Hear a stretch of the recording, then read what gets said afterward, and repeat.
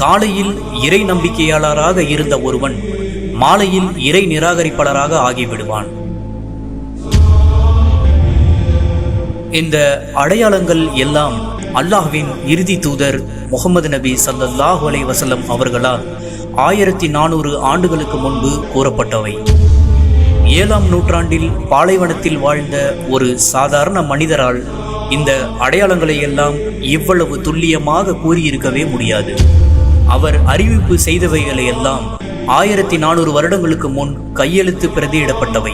இவற்றையெல்லாம் 1000 வருடங்களுக்கு முன்பு கார்பன் தேதியிடப்பட்ட ஆதாரபூர்வமான ஹதீஸ்களின் மூலம் விஞ்ஞானிகளால் நிரூபிக்கப்பட்டுள்ளது.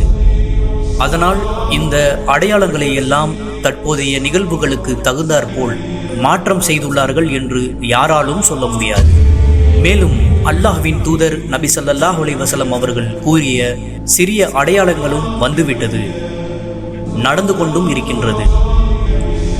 அடுத்து நாம் பார்க்க இருப்பது அல்லாஹ்வின் தூதர் நபி ஸல்லல்லாஹு அலைஹி வஸல்லம் அவர்கள் கூறிய இறுதி நாளின் 10 பெரிய அடையாளங்கள்.